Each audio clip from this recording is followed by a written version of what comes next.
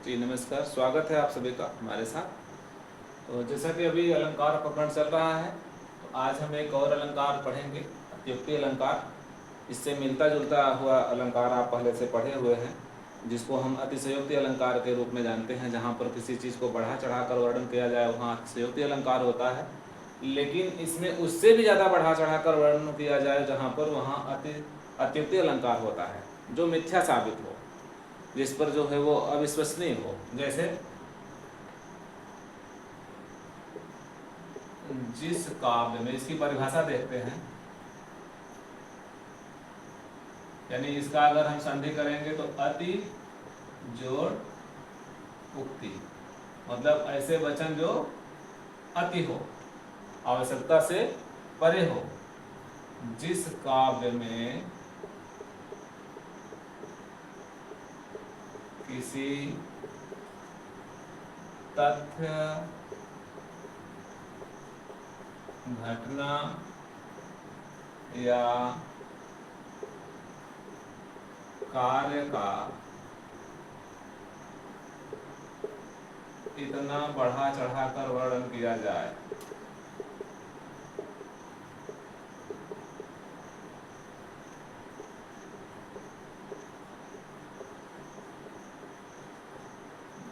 जो मिथ्या हो,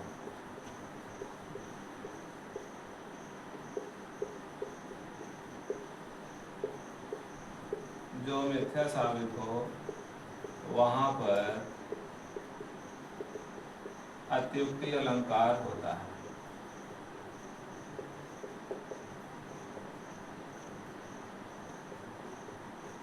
होगा नहीं।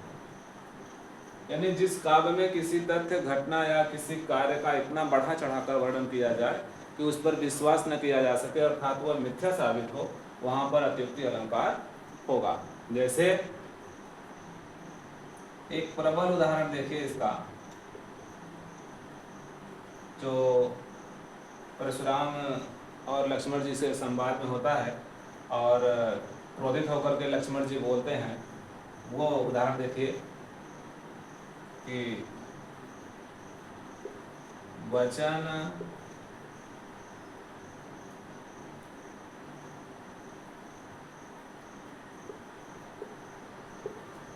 लखन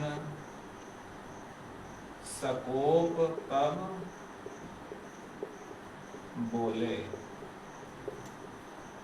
वचन लखन सकोप तब बोले, जब बोले सो डगमगाहि, डगमगाहि दिग्गज महि डोले।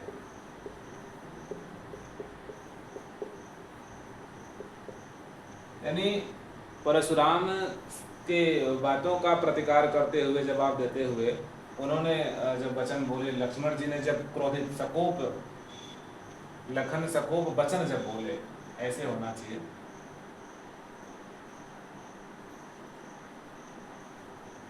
लखन सकोप वचन जब बोले,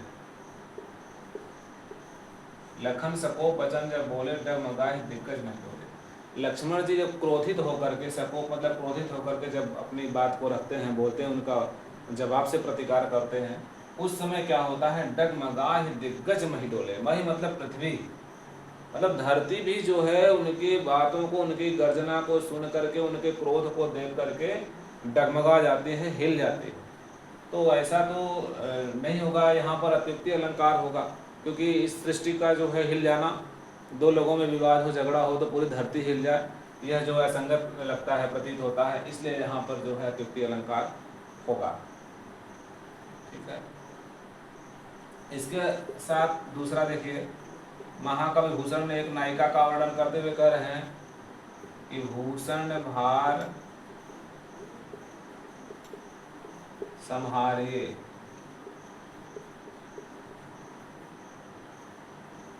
भूषण भार संहारिए, यह तन सुकुमार।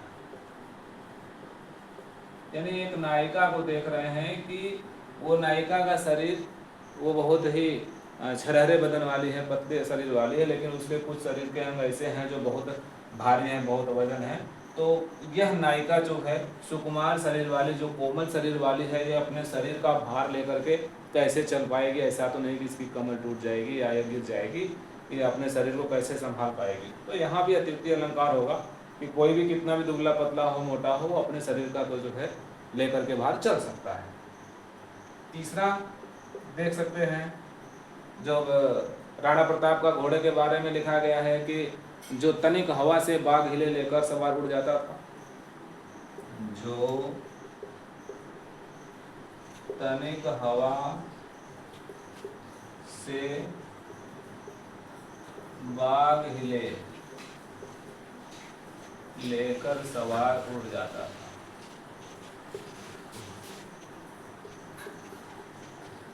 राणा प्रताप के घोड़े से पड़ गया हवा का पाला था, यानी जो तनिक हवा से बाग मतलब होता है लगाम, जिसको हम जो है घोड़े को इशारा करते हैं। एक सैनिक जो है अपने घोड़े की सवारी करते समय उसको इशारा करता है कि नहीं अब चलना है। तो अगर हवा के वेग से अगर उसका जो है लगाम हिल जाएगा तो घोड़ा लेके भाग जाएगा। ऐसा तो नहीं कि वो जो है इधर उधर देख रहा है उसका सैनिक को, हवा से उड़ जाए तो लेके चल दे तो वो खुद ही सतर्क नहीं रह पाएगा, तो अपने स्वामी को ही गिरा देगा। तो यहाँ पर जो है इस उदाहरण से ऐसा लगता है कि यह अतिवृत्ति अलंकार है, यानी यहाँ जो एक शब्द दिया गया है जो मिथ्या साबित हो, ऐसे काव्य के कुछ अंश जहाँ पर लगे कि ये मिथ्या है, जो बहुत ज़्यादा बढ़ा चढ़ा कर वर्णन किया गया है, वहाँ अतिवृत्ति अलंकार होता है। तो मुझे उम्मीद है कि लखन सको वचन जब बोले तब मगाए दिग्गज मैं डोले।